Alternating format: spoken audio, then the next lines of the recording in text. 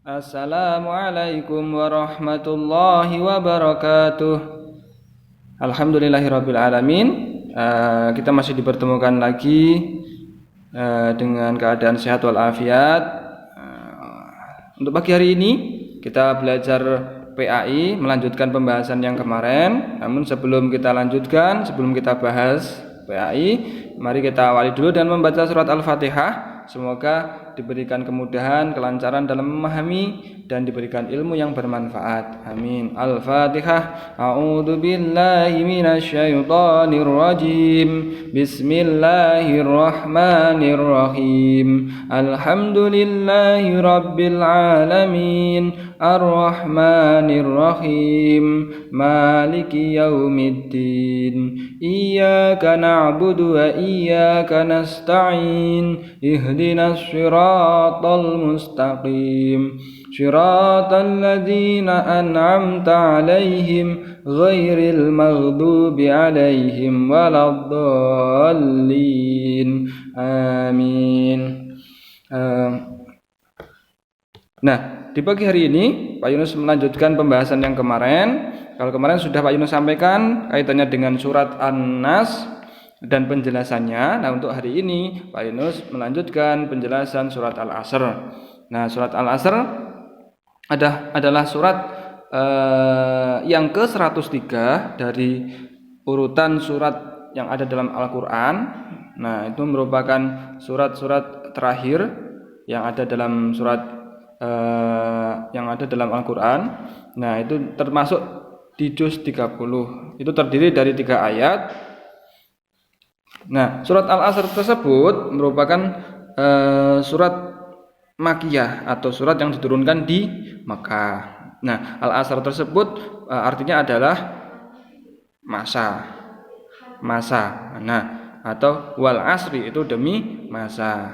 Pak Yunus kemarin sudah menyampaikan arti dari dari surat Al-Asr dari ayat 1 sampai 3 bahwa kaitannya dengan masa atau waktu, bahwa semua manusia itu adalah merugi kecuali apa? Kecuali 4 golongan yang ada dalam ayat terakhir. Illal ladzina amanu wa amilus solihati wa tawassaw bil haqqi wa tawassaw bis sabr.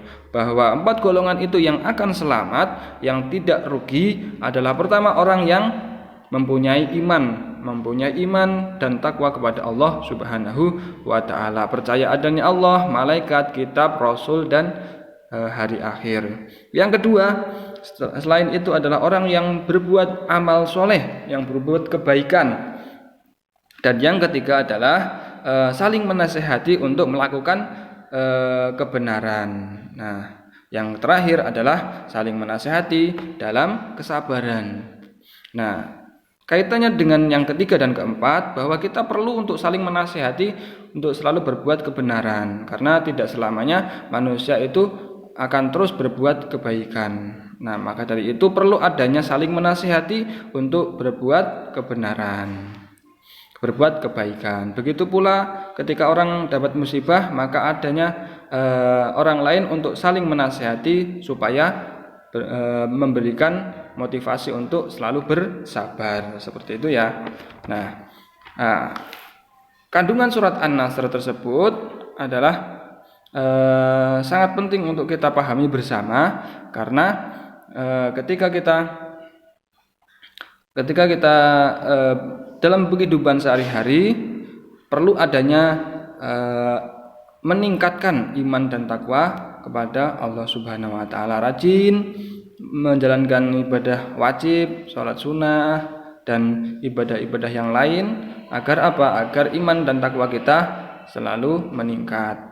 Baik, begitu juga amal saleh, berbuat kebaikan kepada orang tua, kepada orang lain, kepada tetangga, kepada teman dan sebagainya.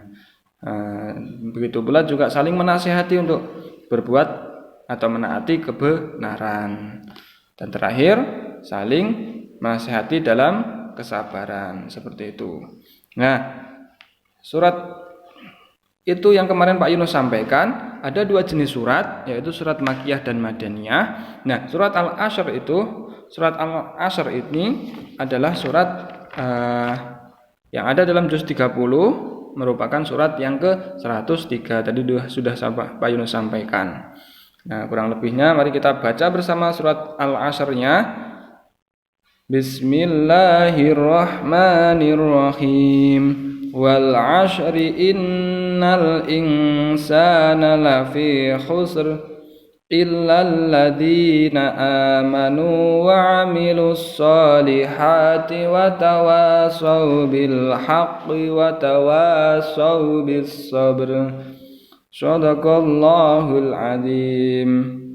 Nah, untuk materi hari ini silahkan dilihat videonya dan sambil dibaca materinya dari halaman 6 sampai halaman 8. Nah, untuk tugasnya, jika kalian sudah membaca dan mendengarkan video tersebut, video ini, maka silakan dikerjakan tamrin atau latihan dari halaman 9 sampai halaman 12.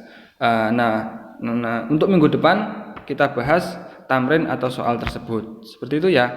Terima kasih, Pak Yunus akhiri. Wassalamualaikum warahmatullahi wabarakatuh.